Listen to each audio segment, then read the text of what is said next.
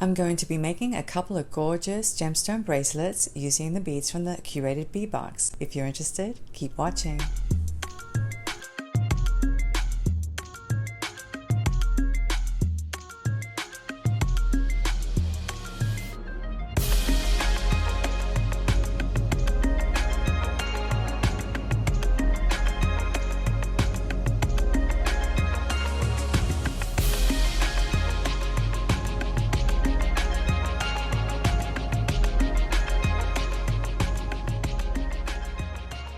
Hello everybody, welcome to my channel. My name's Luisa. How's everybody doing? Are you enjoying the summer? I sure am. We've had some gorgeous weather in my neck of the woods. And speaking of the woods, we are going to be making a gorgeous set of gemstone bracelets using the beads from the Curated Bead box for the month of June. The name of that box was called Enchanted Forests. Now, if you're not familiar with that box or you didn't watch the unboxing, I'll go ahead and leave the link down below so you can go take a look. But that box came with a whole bunch of gemstones, and I thought I'd put together a quick tutorial for those of you who don't know what to do with them.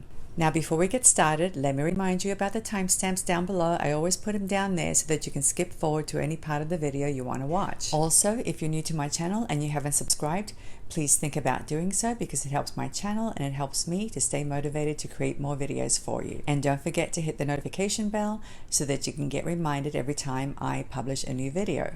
Alright everybody, I'm very anxious to get started with this tutorial, so let's go ahead and turn the camera around.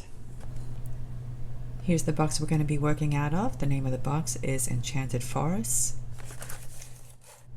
We're going to be using some of these lovely green faceted rounds that came in the box. They're about 9.5 millimeters in dimension, so if you don't subscribe to the box, you can use any bead that's between 9 and 10 millimeters big. The box came with a bunch of gemstones, and I did reach out to the company to try to get a name for all the different gemstones, and unfortunately I was not able to, but this looks like it might be a type of jasper. I'm not sure, but it's that very deep green strand that came in the box, and the beads are actually about 8.5 millimeters. Okay, so if you use anything that's between 8 and 9, I think you'll be okay. We're also going to be using some of the beads from this strand, and this actually looked like amazonite to me because of the pale aqua colors, but I'm not sure. But anyway, these are about 8 millimeters in size. We're going to be using some of the Lampwork beads that came in the box. I think everybody probably received different kinds of Lampwork beads, so yours might be a little bit different. From this collection, I think I want to use this one. I fell in love with this one when I first saw it. I just thought it was really pretty. And I love this heart-shaped bead. I want to use this one as well. And I want to use this one. There were two of them, and I used one for something else. So here's the other one. As you can see, it has the green and some black swirly patterns running through it. It's real pretty. So these are the three that I'm going to use, but like I said, you're going to have to choose based on what you have. We're going to use these beautiful rhinestone spacer beads. The description of the box actually said these were 4 millimeters, but I measured mine, and mine are actually 6 millimeters. But they are 2.5 millimeters thick. So you may have gotten some that are actually 4 millimeters, I don't know, but it really doesn't matter. We're going to use these as spacers, okay? What matters is the actual thickness, because that's going to make a difference in the final length of the bracelets. We're going to be using one of these head pins, and I'm actually only going to use one because I want to create a little charm with this heart bead. Okay, and I'm also going to add one of my own beads. This is just one 80C bead, and I'll show you why in a second. Whenever I get a bead that's a heart shape like this and I want to create a charm or a wrapped loop at the top, I always add something to give me a little bit more space for my pliers. Okay, so you can add a seed bead or any other type of bead that you might have in your stash. We're going to be using the crimp beads that came in the box.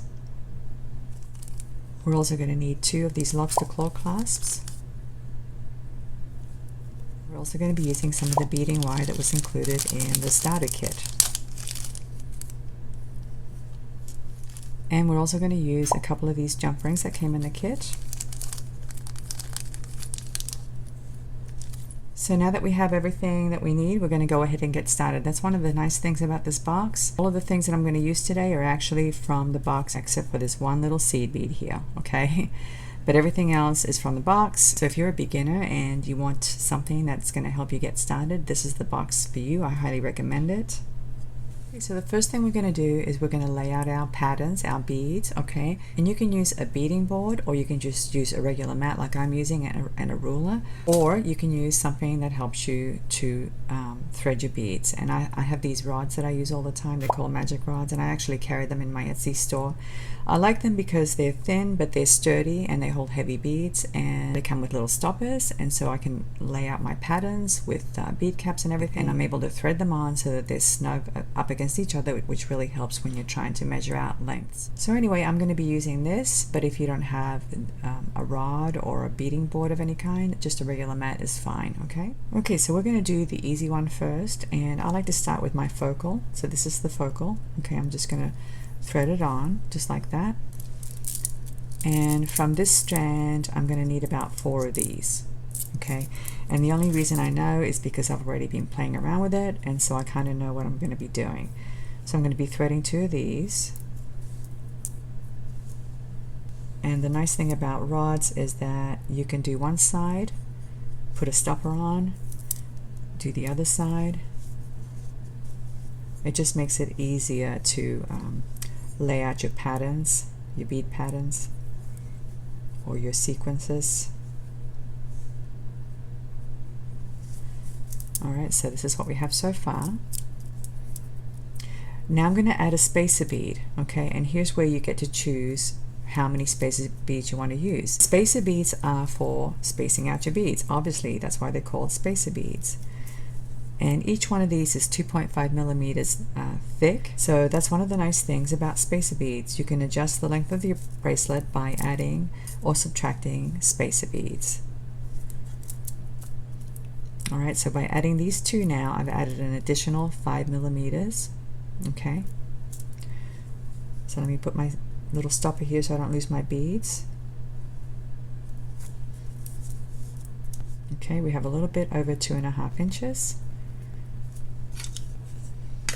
And now I'm going to be using some of these Amazonite beads. I'm going to start with 6 on each side, and then we can decide if we need to add more.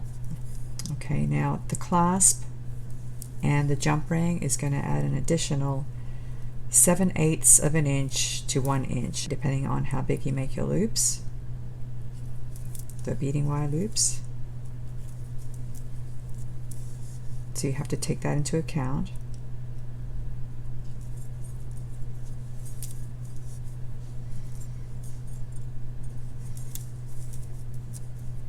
So we have 6 loaded on this side, and now let's flip it over and we'll do the other side.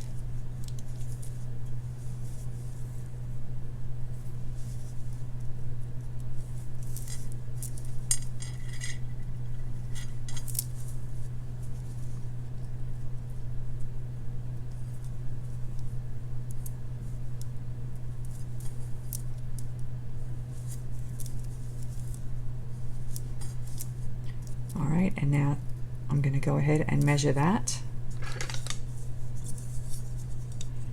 And right now we're at about 6.5 inches, not quite, a little bit less than 6.5. So 6.5 plus 7/8 of an inch is a little bit over 7 inches, just a tad. So that's one way to do it, okay guys. Just keep in mind that the clasp and the jump ring that you're going to add is going to add an additional 7/8 to 1 inch, okay.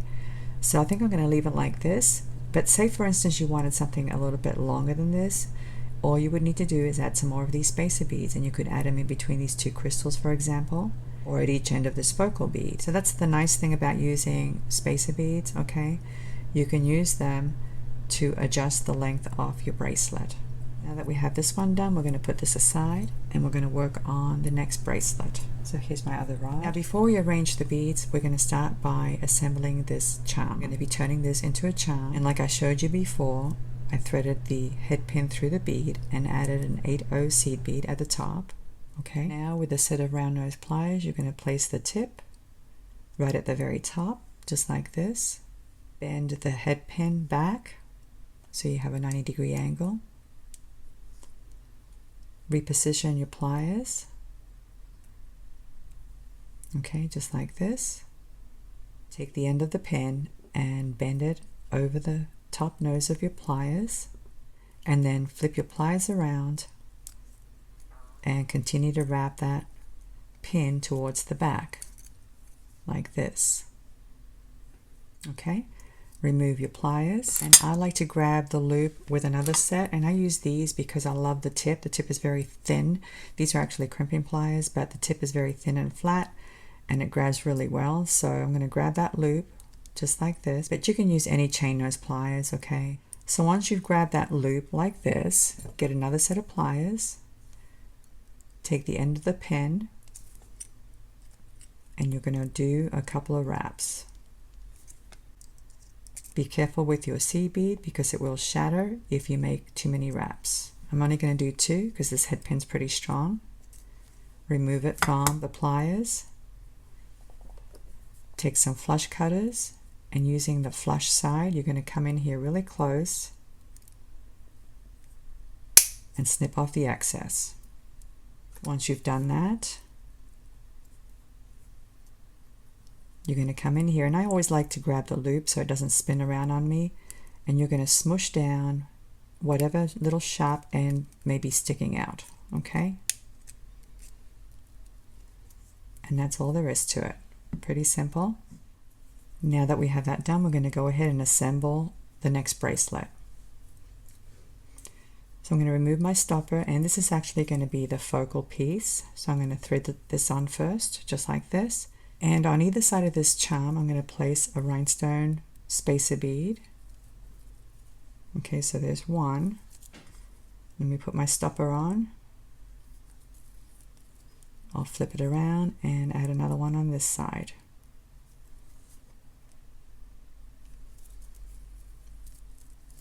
So this is what we have so far. Okay, now we're going to incorporate these beads, okay, and we're going to need a total of 8. Alright, so on this side we're going to thread 4 of these.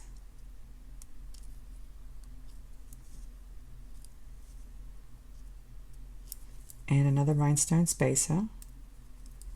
And then another 4 of these. I think they're jasper beads, like I said before, but I'm not sure. They're a dark green color, very pretty.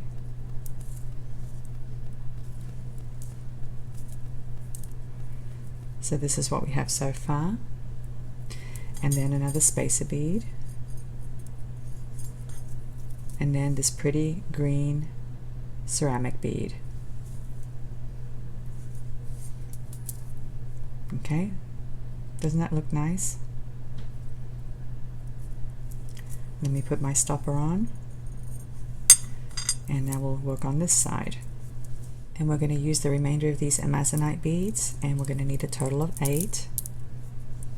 So once again, we're going to thread 4 of these on.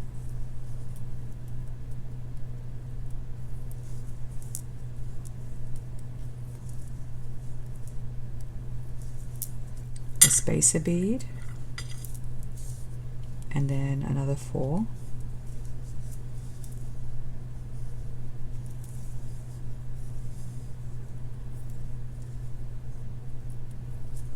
And one of these crystals.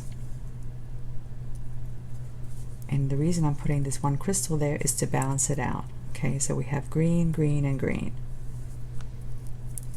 And now we're going to put the stopper on and measure it to see if it's the same length as the other one. Okay, it's a tad bit longer, so what I think I'm going to do is remove the spacer bead from this end and just have the ceramic bead up against the jasper bead. Alright, so let's have a look now. It looks like they're identical pretty much. So I'm pretty happy with this, and let's take a look at the total measurement. So it's 6.5, okay? 6.5 plus 7/8 of an inch is a little bit over 7 inches, which is what I want. So now we're going to go ahead and thread them onto the beading wire. I recommend you cut yourself 2 generous pieces, and I would say if you're a beginner, go ahead and cut between 11 and 12 inches, okay? Just to be on the safe side so you're not struggling. If you're advanced, you probably need a little bit less, but it's completely up to you, okay? So there are my 2 pieces of beading wire. I like to use these clips. I got these on Amazon a long time ago, but you can use bead stoppers if you have them, okay? It's totally up to you. I'm going to place one at the end, and this just holds the beads in place so I don't lose them when I'm threading them. And I'm going to go ahead and remove the stopper, and I'm going to start threading them on. Okay, very easy, very simple project. So if you're a beginner, this is the right video for you.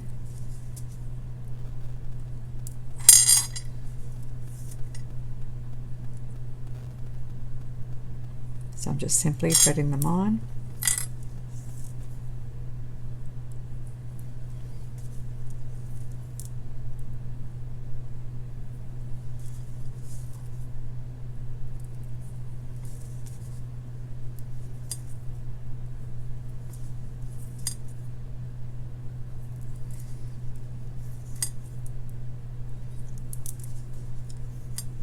One of the nice things about rods, using my rods, is that I can keep the drilled hole in alignment, so I can offload from the rod in multiples and keep them lined up. So that's one of the nice things. It makes the job so much quicker.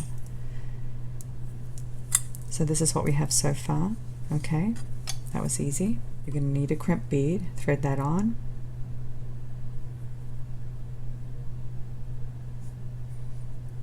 Like this. Okay, take the end of your beading wire and thread it back through the crimp bead,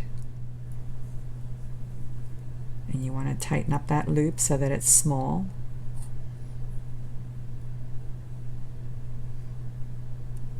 Not too small, but you know, a nice decent size. You don't want it really small because then there's no freedom of movement for the jump ring that we're going to insert through that. Once you have the correct size loop, you're going to take your crimpers, okay? And these are by Xeron, in case you're wondering, okay? I like these because they have multiple notches for different size crimp beads, okay? But the first one here with a little thing sticking out, that's the one that creates the little U shape. So that's the one you want to use first, and you want to place your bead right in the little divot there, okay? That nice deep divot that you see right there. You want to place it in there. Hold your beading wire in alignment so it's not crossing inside that crimp bead. Place your bead inside there, just like this, and give it a squeeze. And this is what you should have, okay? Turn it on its side. And now you're going to choose one of these notches, okay, whichever one you think might be the appropriate one for the size of crimp bead you're using. I'm going to use this middle one here, and I'm going to place it inside that notch and give it a squeeze, and as you can see, it's folding that crimp bead over. And this is what you should have. Now you could come in here and squash it a little bit more if you wanted to, but be careful because crimp beads will break if you mess with them too much, okay? Once you have your bead crimped, you can go ahead and snip off the tail. You don't need the tail, you really don't. And this end is complete, okay? Now, if you'll notice, the hole is pretty big right there. I'm not going to worry about it because once I attach the jump ring's actually going to stop this loop from going through. Let me go ahead and add it, and I'll show you what I'm talking about. You take a jump ring, open it up like this, attach it, close it up, make sure that it's nicely closed, check it from the top and from the sides, okay? And now, if that crimp tube does slide in, it doesn't matter because the jump ring's in the way. So the jump ring will stop the beading wire from going through. Okay? Now we're going to go to this end and we'll do the same thing. Take a crimp bead, thread it on. Now this time we're going to thread on the lobster claw clasp before we crimp. Like this.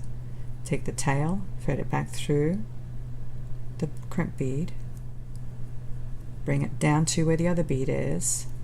What I like to do is grab one end of the loop and then pull the other end to tighten up that loop. Okay, just makes it a little bit easier.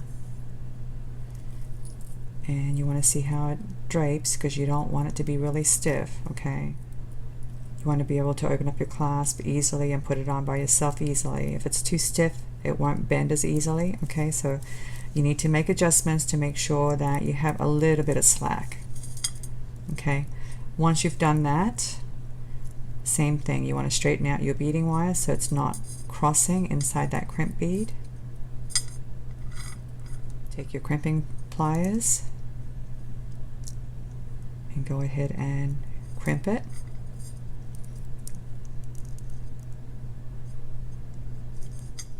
Once you've done that, come in here as close as you can with some flush cutters and cut off the excess. Okay, so this one's pretty much done.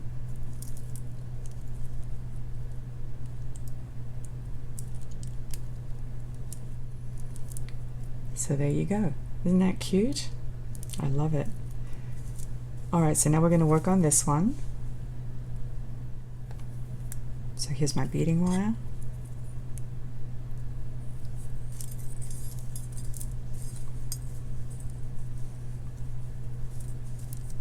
And very simply, thread your beads on.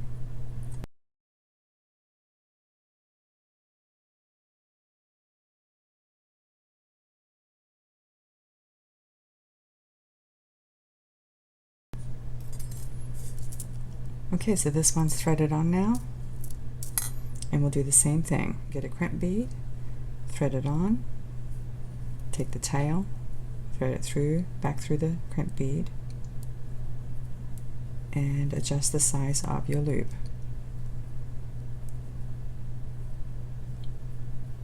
Once you have the correct size, come in here and go ahead and crimp it. Turn it on its side. Make sure you fold it over. Snip off the tail. By the way, guys, if you're new, there are additional things you can do. You can actually get something called a crimp cover that covers that tube. Alright, we're not going to do that today, but I'm just letting you know that that's one of the options. Okay, it sort of looks like a clamshell if you've never seen it. If you're in the business, you know what I'm talking about. So I'm not going to go ahead and pull one out, but it's called a crimp cover, and you can find it on Amazon and other places. So now we're going to go ahead and put on the jump ring and close it up really well. Check it, make sure that it's closed properly.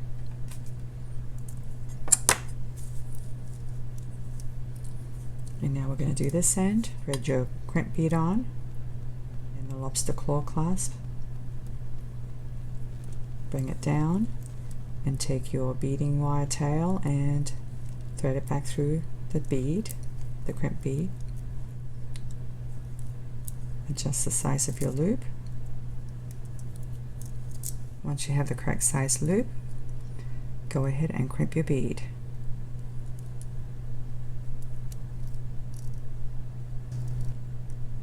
Snip off the excess.